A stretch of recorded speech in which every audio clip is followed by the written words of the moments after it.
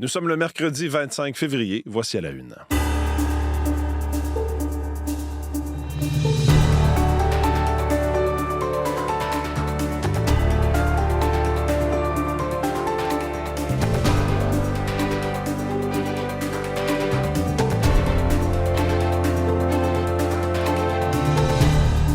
Bonjour, bon mercredi, bienvenue à l'émission. Mathieu Bellumeur au microphone. Merci d'être des nôtres en ce mercredi matin. J'espère que vous allez bien. Discours sur l'état de l'Union du président Donald Trump, c'est ce qui retient l'attention un peu partout dans les quotidiens de ce matin. Donald Trump s'est essentiellement vanté de ses succès, même si tout ce qu'il a dit n'est peut-être pas factuellement vérifié et vérifiable, je dirais, et vrai. En avançant certains chiffres, c'est pas tout à fait la réalité qu'il dépeint, mais peut-être plus sa réalité. Enfin, plusieurs analyses que vous pourrez lire là-dessus aujourd'hui. Sinon, on va revenir dans les prochaines minutes avec Jean-Philippe Robillard sur la position de Paul Saint-Pierre Plamondon en vue d'un référendum si le Parti québécois est porté au pouvoir au Québec lors de la prochaine élection provinciale. Il dit qu'il veut toujours tenir un référendum dans le cadre d'un premier mandat, mais veut attendre après, l'ère Donald Trump assure qu'il ne veut pas mettre en péril la sécurité des Québécois.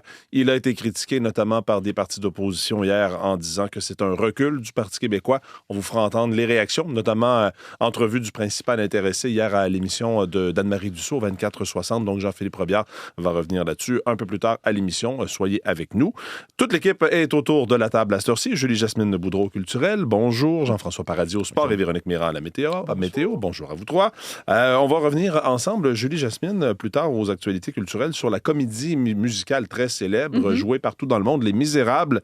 La distribution a été annoncée hier pour des spectacles au Québec. Oui, au Québec, en fait, à Montréal et à Québec aussi, cet été. Et ça s'annonce vraiment du costaud, non seulement parce que la partition est d'une ampleur incroyable, ça a été traduit en 22 langues, vu par 130 millions de personnes à travers le monde, mais aussi parce que ce sera du jamais vu au Québec, que ce soit une si grosse production avec autant d'artistes. Alors hier, on a fait tout un battage publicitaire. Je vais vous faire écouter un petit extrait. Vous allez voir, le grand jour est arrivé de dévoilement à la distribution. La chanson s'appelle Le Grand Jour, c'est pour ça. C'est pour ça. On vous retrouve un peu plus tard à l'émission. Faisons le tour des prévisions de la météo avec Véronique Mirand. C'est encore froid ce matin, moins mordant qu'hier. Mais là, un peu de neige qui s'en vient. Oui, un petit peu de neige qui s'en vient, qui dit petit peu de neige, combinaison température froide. Ça va rendre les chaussées glissantes quand même assez rapidement ce matin. Pas énormément de neige. Je dirais peut-être 5 à 8 cm pour la région de l'Outaouais, les Laurentides, Montréal, on est plus près de 5, la Mauricie, Québec également.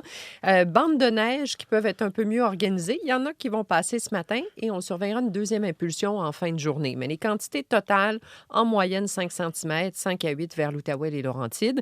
On y va avec une petite neige légère. Comme vous l'avez dit, les températures ce matin, là, moins 9, moins 10 au centre-ville de Montréal. On est quand même moins 15, moins 20, là, plusieurs endroits. L'Estrie, secteur de Québec, les Laurentides, la Naudière, l'Outaouais.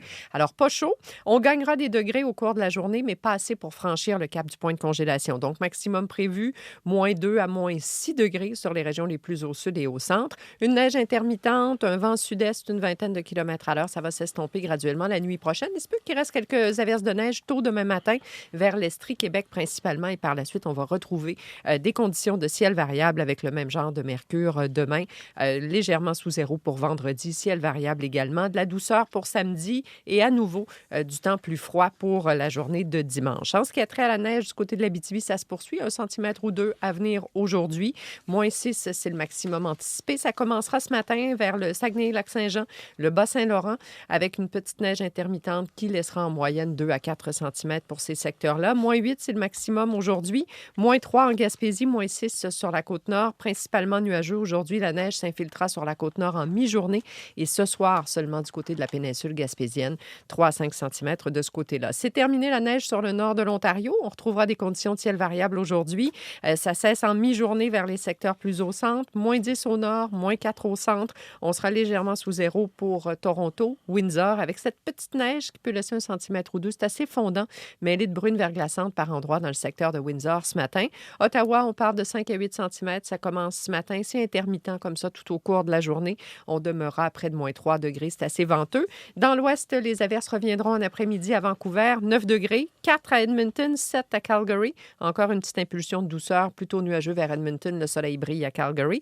Ciel variable vers le sud de la Saskatchewan et du Manitoba, -1 pour Regina, mais -11 quand même à Winnipeg. On est près de la barre du -20 ce matin. Merci Véronique. Bonne journée. Bonne journée. Je vous parlais du discours de l'État de l'Union hier du président américain Donald Trump, Jean-François Paradis. D'ailleurs, ce discours a été prononcé en présence de, c'est pas tout, en tout cas une bonne partie de l'équipe masculine de hockey.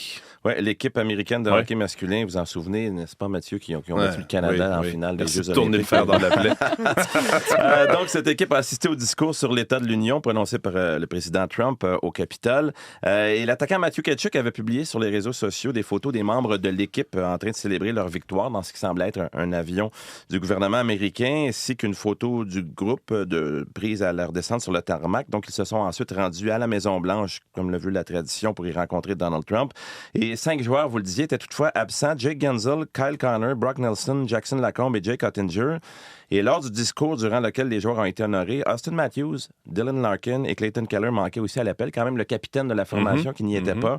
Donald Trump a mentionné durant son hommage aux champions olympiques que l'équipe féminine serait également reçue à la Maison-Blanche alors que les femmes ont décliné l'invitation, invoquant des problèmes logistiques. Il faut vérifier les faits, mais bon, avec Donald Trump, c'est parfois aléatoire. Dans la Ligue nationale de hockey, Maple Leafs à Tampa Bay, les Jets de Winnipeg à Vancouver, ça repart l'action ce soir. Les Oilers d'Edmonton sont en visite à Anaheim. Au basketball, revers des Raptors de Toronto. Oui, ça se passait à Toronto, donc revers de 116-107 contre le Thunder d'Oklahoma City, qui est la meilleure formation du circuit, les championnes en titre de la NBA. 5 rebonds, 15 points pour le Montréalais Lugunsdor dans la victoire. Le Thunder était privé de son meneur de jeu étoile, le Canadien Shai Gilgeous-Alexander. R.J. Barrett de Toronto a été le meilleur marqueur des Raptors avec 21 points. Et les Raptors connaissent quand même de façon un peu surprenante, là, mais on finit par s'y habituer. Une bonne saison. Ils sont 5e dans la conférence de l'Est avec 34 victoires, 24 revers, ce qui est quand même très bien. Et les Spurs de San Antonio seront les visiteurs en soirée, les Spurs de Victor ou même Wembanyama. Un mot sur le tennis, la suite du tournoi à Dubaï? Oui, c'est ça. Le Canadien Denis Shapovalov, ça a été assez bref son passage à Dubaï. Il n'a joué que pendant 77 minutes. Il a subi un revers en 2 manches de 6-2 et 6-4 à son premier match du tournoi contre l'Espagnol Pablo Carreño Busta. Et Félix Auger-Aliassime qui est le favori du tournoi, sera en action aujourd'hui en 8e de finale contre le Français Giovanni Mpetshi-Perricard, un des bons jeunes joueurs français en ascension qui s'est qualifié pour le tableau principal de Dubaï. Merci beaucoup, Jean-François. Merci. Bonne journée.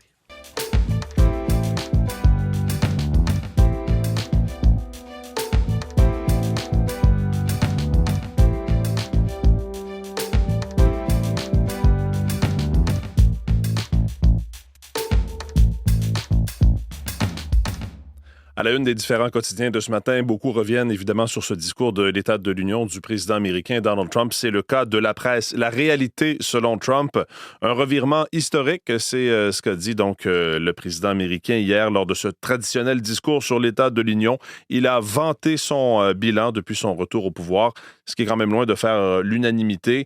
Il a aussi attaqué ses rivaux démocrates en lançant une pointe aussi à la Cour suprême, qui lui a infligé un revers dans le dossier des tarifs. C'est l'âge d'or de l'Amérique, a dit le président américain.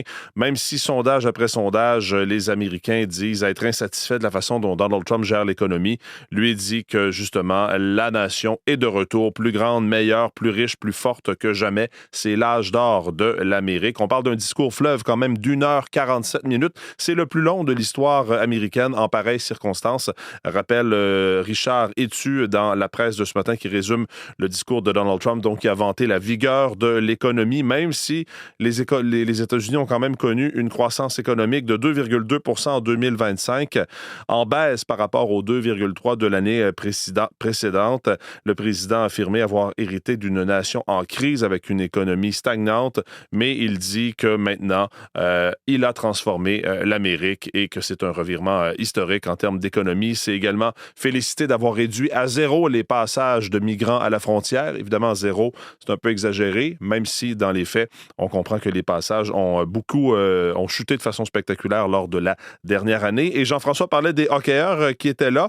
Effectivement, il y a même Connor Hellebuyck, le gardien de but de l'équipe américaine, qui s'est vu décerner la médaille présidentielle de la liberté. C'est quand même la plus haute distinction civile des États-Unis. Donc, pour Connor Hellebuyck, il a dit, le président, imaginez un peu, il a reçu 46 tirs au but. Dans les faits, c'était 41. Petite erreur de fait là-dessus aussi. Bref, vous aurez les résumés de tout ça dans la presse de ce matin, dans tous les quotidiens. On revient sur ce discours sur l'état de l'Union.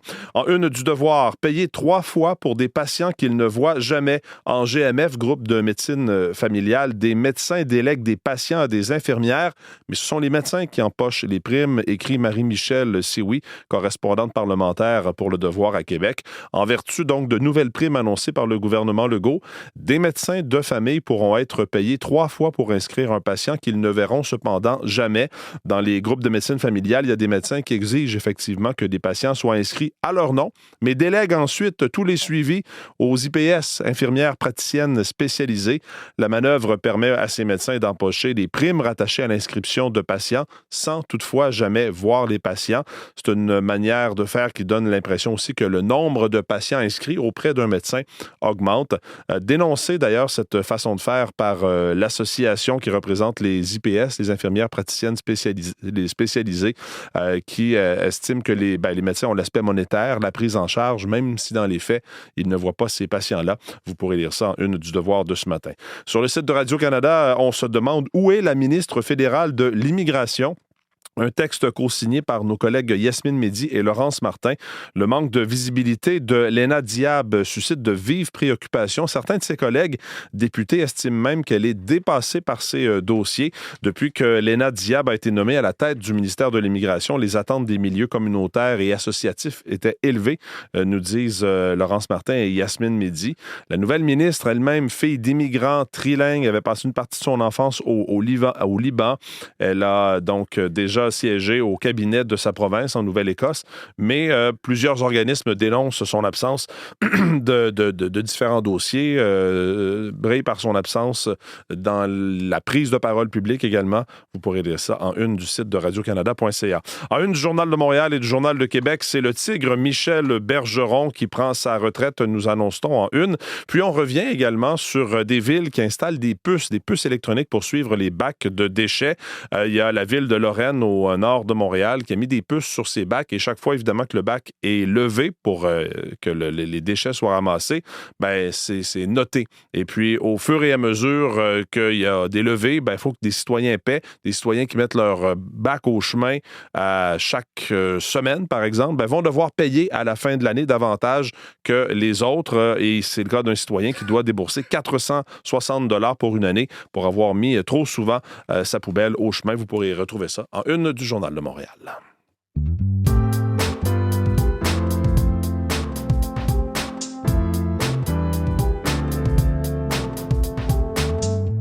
On est à 8 mois des élections au Québec. Jean-Philippe Robillard est avec nous. Bonjour Jean-Philippe. Bonjour Mathieu. Et on va parler du Parti québécois qui est en tête dans les sondages, qui a remporté une autre partielle cette semaine dans Chicoutimi. Et Paul Saint-Pierre Plamondon a nuancé un peu ses propos sur la tenue d'un référendum si évidemment son parti est porté au pouvoir. Il tente de se faire rassurant. Oui, parce qu'il y a des électeurs, Mathieu, qui sont inquiets. C'est ce qu'il a constaté, le chef péquiste, pendant la campagne électorale pour l'élection partielle dans Chicoutimi, que son parti, vous l'avez dit, a remporté. Parce qu'au cours des dernières semaines, Paul Saint-Pierre Plamondon a fait beaucoup de porte-à-porte. Il a rencontré beaucoup de monde. Et il y a plusieurs personnes qui lui ont répété la même chose. Les personnes qui lui ont dit qu'elles avaient peur des conséquences d'un éventuel référendum dans le contexte géopolitique actuel, où il y a beaucoup d'instabilité, où il y a des tensions avec l'administration Trump et où, on le sait, le président américain fait la pluie et le beau temps. Alors, dans ce contexte-là, donc, Paul Saint-Pierre Plamondon a tenu à nuancer ses propos, vous l'avez dit, à nuancer sa position sur la tenue d'un éventuel référendum, d'un troisième référendum, si jamais il prend le pouvoir. Il se dit maintenant ouvert à attendre la fin de la présidence de Donald Trump à la Maison-Blanche. C'est prévu pour 2028, avant de tenir donc une autre consultation référendaire au Québec. Je vous invite à l'écouter. Il y a une fenêtre de 4 ans, puis on doit exercer un jugement responsable par rapport à la géopolitique, mais en même temps, c'est une occasion pour moi de dire, il est où le risque au fond ici, là? Parce que les gens ont des craintes, je les partage, mais le risque, c'est pas une invasion militaire parce que tu te rends aux urnes. Le risque, c'est une guerre de tarifs qui n'en finit plus et qui nous mène dans des récessions graves. Il y a une anxiété qui est légitime parce qu'il y a des choses qui se passent au sud aux États-Unis qui sont pas normales en ce moment.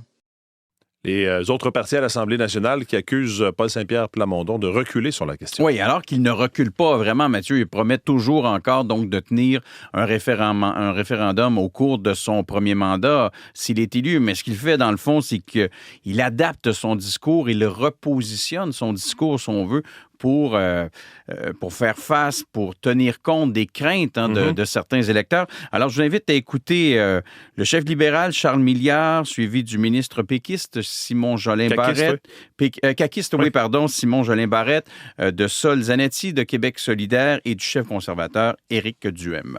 Ce que j'appellerais peut-être une pirouette politique en reconnaissant justement que l'heure est grave. C'est dans son ADN de reculer sur la question de l'indépendance. Il recule sur les engagements qu'il a pris. Alors, ça ressemble à du tcha-tcha électoral, ça. M. Plamondon a commencé à reculer parce qu'il a constaté qu'effectivement, notre discours résonne. Alors, ça nous donne un peu un avant-goût de ce que pourrait être ou de ce que sera la prochaine campagne électorale au Québec, parce que les élections générales, elles sont prévues en octobre prochain. Merci Jean-Philippe. Merci, au revoir. Bonne journée.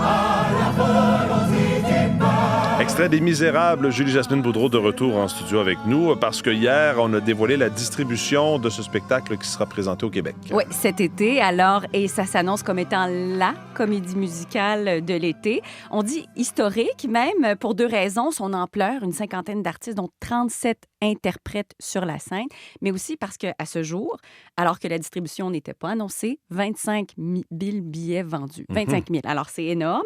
Et bien sûr, c'est l'indémodable roman de Victor Hugo qui est devenu comédie musicale à travers les années, surtout dans les années 80. Puis, il y a eu une version renouvelée à Paris il y a 2 ans. Alors, on est parti de ça. Et c'est une coproduction de Juste pour rire avec le théâtre du Châtelet à Paris. Et c'est bien sûr cette histoire de Jean Valjean, voleur autrefois, devenu bienfaiteur, qui est en quête de justice sociale dans une France miséreuse du 19e. Et d'ailleurs, ce personnage-là de Jean Valjean sera porté par le Montréalais Alex Gaumont. Mais qui est Alex Gaumont? Grand point d'interrogation. C'est un type d'ici, c'est un Québécois, mais qui fait carrière au Royaume-Uni depuis à peu près 25 ans. Alors, c'est lui qui va porter le personnage principal. Il y aura aussi Clara Martel-Laroche qui va incarner Fantine, la prostituée qui souhaite, bien sûr, qui rêve d'une autre vie. Et il y a Debbie Lynch White qui va faire ses débuts dans une comédie musicale. Alors, ce sera ses tout premiers moments. Cela dit, elle chante très, très aisément. On l'a vu dans La Bolduc, on l'a vu aussi, oui, c'est ça, dans plusieurs films musicaux. Et il y a un couple de malhonnêtes, là, donc elle fera partie du couple de malhonnêtes dans cette comédie musicale. Alors, dès le 20 juin à Montréal, à partir du 7 août à Québec, il y a des supplémentaires déjà qui ont été annoncé. Oui, ça va certainement très bien se vendre, ce spectacle-là. Parlez-nous de ce documentaire sur, oui, un problème que plusieurs vivent, dépendance aux écrans. C'est disponible en ligne sur les plateformes de Télé-Québec. Ça s'appelle comment? Cobaye. Cobaye. C'est 3 foyers qui deviennent un sujet d'observation. En fait, une expérience devant les caméras. On les voit en train de tenter de réduire leur temps d'écran pendant 4 mois. Donc, c'est 2 familles et une femme célibataire. Ils sont accompagnés d'experts, ergothérapeutes, doctorantes en communication, psychologues aussi. Puis c'était leur propre volonté d'y participer parce qu'ils constatent vraiment l'emprise des écrans sur leur vie et les conséquences dans la famille, chicane et discorde entre parents et enfants. Oui, ça sonne des cloches. Et aussi individuellement, une certaine honte. La plupart disent quand on leur montre, vous avez consulté votre téléphone tant de nombre d'heures, elles sont gênées. Ouais. Alors, et c'est loin d'être simple pour les parents. Je vais vous faire entendre un extrait. Tous les jours, j'ai plusieurs demandes d'extension Voulez-vous approuver plus de TikTok? Voulez-vous approuver plus de Snapchat? J'ai une urgence, je dois parler à mes amis. Peux-tu débloquer? Quand on met des limites, c'est justement les maintenir. C'est un méchant inconfort à travers lequel il faut passer. Max, il est 8h20. Faut que tu fermes ton iPad. Ça prend beaucoup d'énergie. Ah, que ça prend de l'énergie. Je le vis avec mes 2 enfants. Là. Moi, ils ont 10 et 12, là. On n'est pas encore beaucoup sur les réseaux sociaux. Ouais. C'est surtout du temps d'écran de loisirs. Là. De jeux, mais il faut mettre des limites. Ouais. Puis quand les limites sont atteintes, de faire débarquer de leur écran, c'est pas toujours facile. Puis source de conflit, mais oui. Ça prend de l'énergie. Vous avez entendu le papa, c'est exactement ça. Oui. Savez-vous combien de fois par jour on prend notre téléphone? Je sais pas. 80 fois par jour. Ça, c'est une fois aux 12 minutes. Ouais. La mâchoire m'a décroché. Moi, je me sens moins coupable quand c'est pour le travail, mais là, tu regardes quelque chose pour le travail, puis tu tombes après ça dans une espèce de... Dans le piège. Dans le piège. Alors, c'est hyper intéressant, c'est utile, c'est sans jugement. Ouais, j'ai regardé ça. La réalisatrice a signé Théo Serge et Facteur A ici à Radio-Canada, et on donne toutes sortes de trucs aussi qui peuvent être applicables chez nous à la maison. Alors, cobaye, ça sera le 2 mars à Télé-Québec. Je me prends une note. Osheaga a annoncé sa programmation hier. Grand rendez-vous. Entendez-vous le chant des cigales de l'été déjà, Mathieu? Donc, le 31 juillet, ça commencera en tête d'affiche avec 21 Pilots, des Américains, des maîtres de la scène. Il y aura aussi samedi la coqueluche Tate McRae, la coqueluche canadienne de 22 ans. Et dimanche, ce sera Lord, néo-zélandaise. Souvenez-vous, son titre, c'était Royals. Elle avait à peine 16 ans. C'était en 2013. Elle a sorti depuis ce temps-là 3 autres disques. Elle approche la trentaine, bien sûr.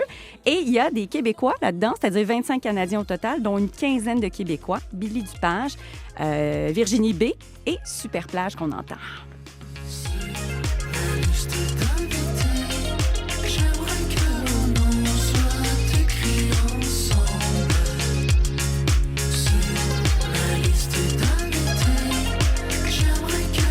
Super Plage, donc à Osheaga, programmation qui a été annoncée hier. Julie Jasmine Boudreau, merci, bonne journée. Ça fait plaisir.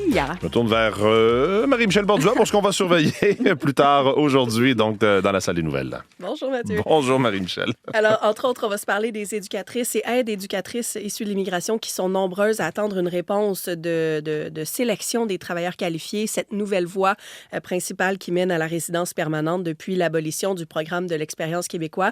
Il y a en fait 3 fois plus de candidatures en attente que de dossiers sélectionnés. 444 personnes attendent. Seules 144 éducatrices ou aides éducatrices ont reçu une invitation de la part de Québec depuis juillet 2025.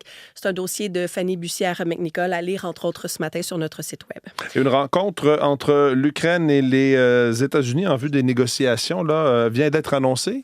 Oui, les autorités ukrainiennes ont fait savoir que son négociateur, Roustem Oumerov, va rencontrer demain à Genève l'émissaire américain Steve Witkoff et le gendre de Donald Trump, Jared Kushner. Le président ukrainien Volodymyr Zelensky affirme que cette réunion-là a pour but de préparer des négociations avec la Russie qui devrait avoir lieu en début mars. Parfait, donc ce sera à suivre. On vient d'apprendre ça ce matin. Merci beaucoup, Marie-Michel. Bonne journée. Bonne journée. Voilà donc pour cette édition d'À la Une. Merci d'être des nôtres. Je vous rappelle, si vous voulez nous écrire, vous pouvez le faire toujours via la bulle de conversation si vous nous écoutez par l'application audio. Sinon, à la une, @radio-canada.ca. Et on est bien sûr disponible à la radio sur audio, mais aussi sur RDI de 5h30, plutôt à 6h, juste avant l'arrivée de nos collègues de l'émission Première Ligne. Voilà, bonne journée. On se retrouve demain. Au revoir.